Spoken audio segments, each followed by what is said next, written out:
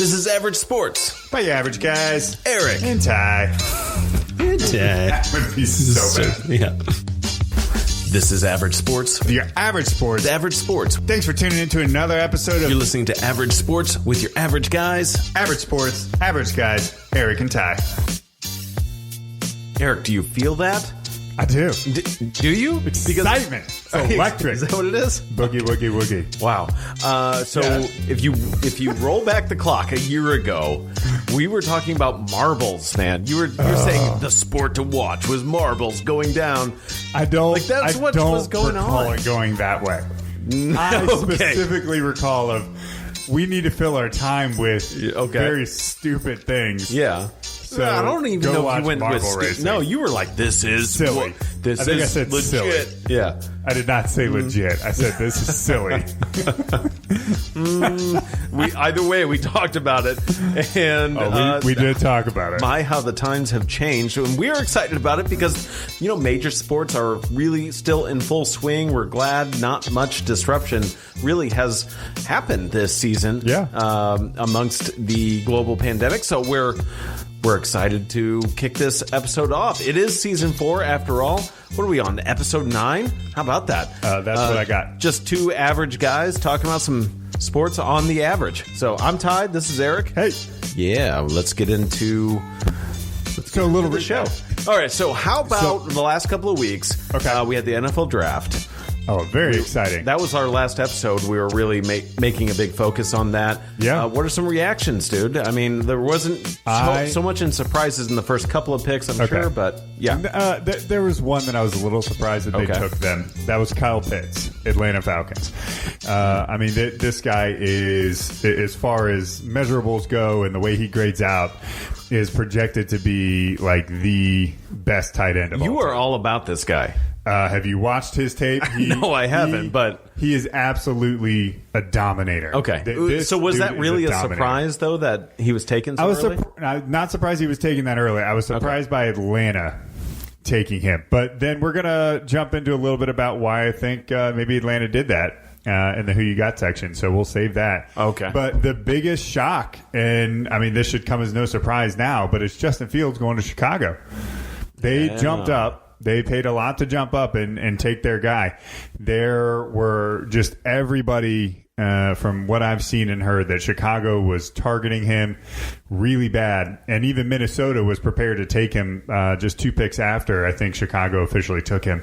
Wait, do you think Minnesota needs a quarterback? Are they that? No, I don't think they're overly happy with Kirk Cousins, but I think if Fields had fell to them, that they were prepared to take him. Okay. And, Kirk Cousins, have him work out the rest of his deal, which I think is 1 or 2 more years. Okay. And then roll with Fields. Or just, let Fields develop this year and then cut Cousins. Okay. So, I mean, I think they were prepared to do it. I see the thought there. All right. But he's now in Chicago. Right. He is, he's going to be a big deal. And, hopefully for Allen Robinson's sake, he can actually play with a real quarterback for once in his life. So, yeah, good on Chicago, man. That was definitely the best pick. Absolutely. How do you feel as far as being a Cowboys fan, though, out of the draft? They had the 2 quarterbacks taken right in front of them that I know they both wanted. Patrick Surtain and, I don't know if it's Joe Horn Jr. or the third, but it's Joe Horn's kid, the former wide receiver, the one that did the cell phone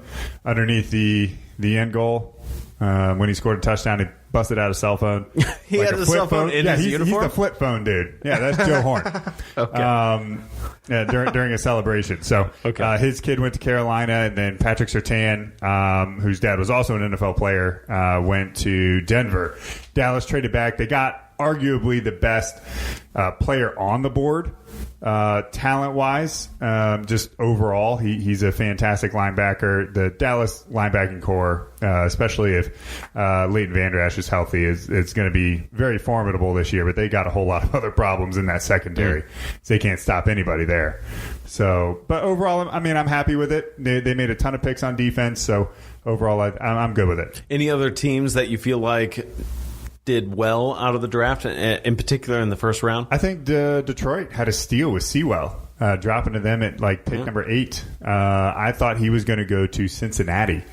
left tackle out of Oregon, Sewell. I thought he was really prime for Cincinnati because I think that's really what they needed.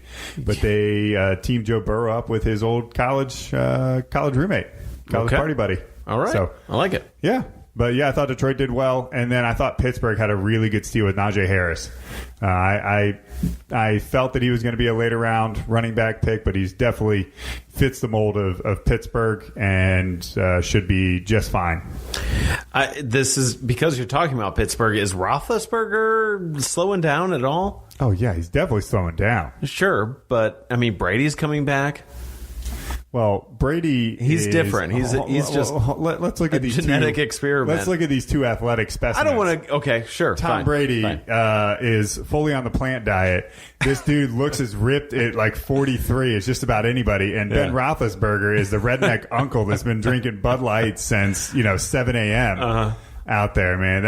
That dude is not in shape. So, but he's coming back. He's coming back. I think Pittsburgh doesn't really have anybody to replace him with right now. Yeah. And if he can still play and sling the ball around to some of those receivers, he'll be fine. But he's definitely slowing down. Big Ben may be in his last year. Okay, interesting. There were a couple of no-hitters in baseball lately. Yes, there were. There's a couple more. Yeah, I mean, we talked about some of them already. We talked about Joe Musgrove. Right. He had the first one. We certainly talked about that. But then shortly after that, the Carlos Rendon for the White Sox had one. My guy out of Baltimore, John Means, had the first no-hitter for the Baltimore Orioles since 1975. I think it was 1975 from Hall of Fame pitcher Jim Palmer. It's the last time the Orioles did it. So that's pretty awesome. And then we just had one with Wade Miley. For the Cincinnati Reds. I feel like the Cincinnati Reds have had a few no-hitters like recently, but I'm looking through this list and it's been a while. But maybe it was a perfect game that they. I mean, a lot of things have just been a while for the Reds, except for a losing season, unfortunately for them. That's true. So, but yeah, that one was pretty fantastic for them. So, Wade Miley just had one, and they were 2 days apart. John Means and Wade Miley were 2 days apart, which is fantastic. So we're up to 4 no-hitters to start the 2021. Yeah, we're only MLB 2 months season. in. Okay, and then I had one more really quick. IOC, the International Olympic Committee, amongst a lot of heat, people calling for them to cancel the Olympics, has said no. Yeah, we are moving forward. So that was my prediction this time last year as well. Like, we got the Olympics, and I was dead wrong on that one. Yeah. Well, I'm still excited to see the Olympics. I think we've shown a template for how sports, professional, Olympiad, what have you, if it's on a big stage, how you go about it in a safe way. I mean, you create the bubble, get them in, get the athletes in, quarantine them. Yeah. Play ball. Yeah, I mean, hopefully they can do that over there, even though there seems to be a lot of kickback and heat from it. But I think the other pro sports have proven that it can be done. Absolutely. So follow the model, guys. Yeah. Get it done. And I think there's a tie-in there as well, a good segue on our topic for the broadcasting. You don't need the spectators to carry the Olympics. You can just watch it and still make it a successful venture. Like if you're just looking purely on the Olympics as a business and making it successful, sure, you built these big arenas. You can still, though, make things maybe successful. I think NBC can make it successful for them, but I don't know about Japan if they're not going to have the tourism to pay for that. I mean, that's typically how those things get paid for. I agree. But maybe there's like some way of tying in that, look how great everything's going now. Come see us in the future. A pay it forward thing. Either way, you can deliver the sports, deliver the product. And I think that's a key factor. Sure, you're not experiencing in the moment, but those structures, for the most part, aren't going anywhere also. Well, so hopefully that can deliver let's hope future that's the tourism. Case. I mean, they're some of my favorite things. If you haven't actually looked at it, just Google abandoned Olympic stadiums around the world, and there's just so many. Okay. So many. I didn't know that. From Beijing to Greece. I was going to say, Beijing is getting the Olympics, the Winter Olympics, here soon. And then they have a summer. Are they not using? No. Why wouldn't they? Well, because they need to get more money out of their communist state. Oh. So we're a political show now. No. We're not going to cross that.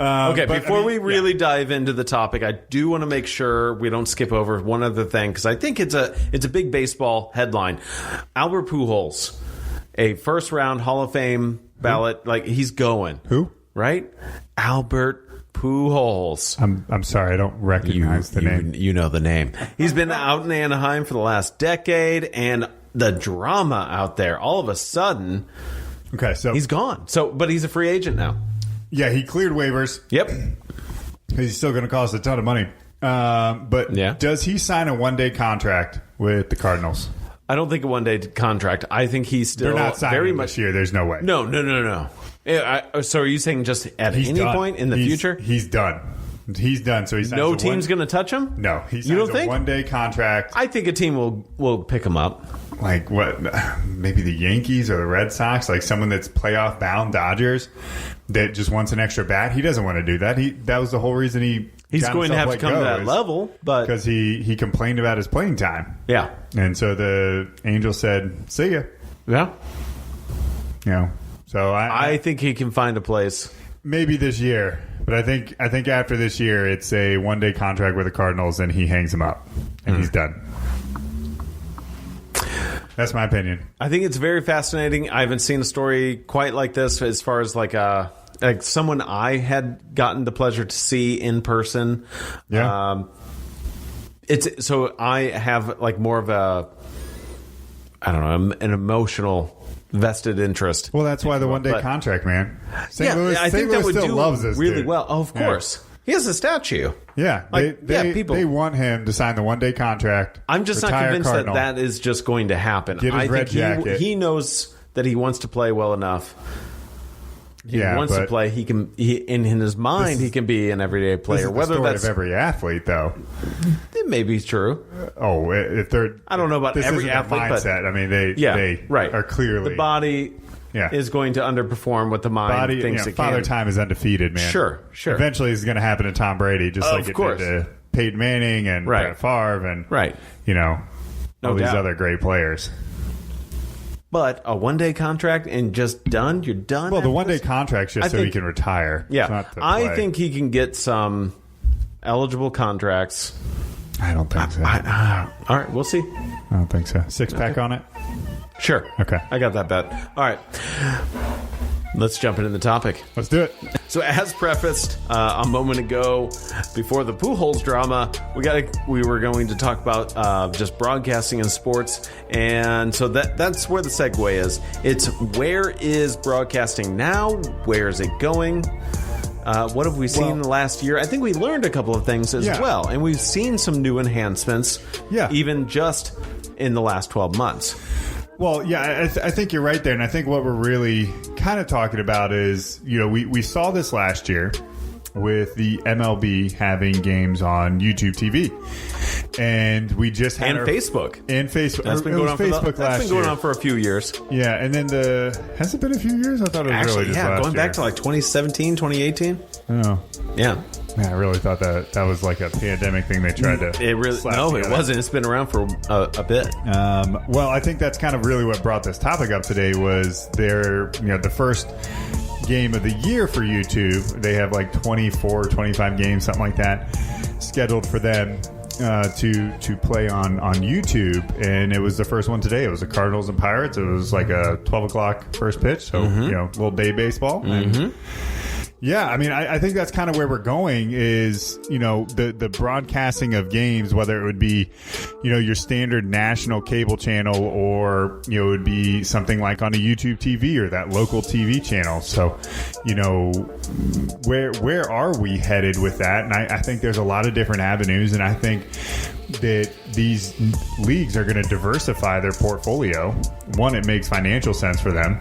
Two, it gives them stability to do that. I mean, we already have, for example, Amazon Prime has now officially taken over Thursday Night Football. It was previously broadcast live on like NFL Network /Fox now it will exclusively be on Amazon Prime TV. Yeah, that's a big deal. So if you don't have Amazon Prime, you're not getting that game unless you're going to the bar. Yeah. So I think that's one of those things that it makes complete sense for these leagues to diversify. But what does that mean for the consumer?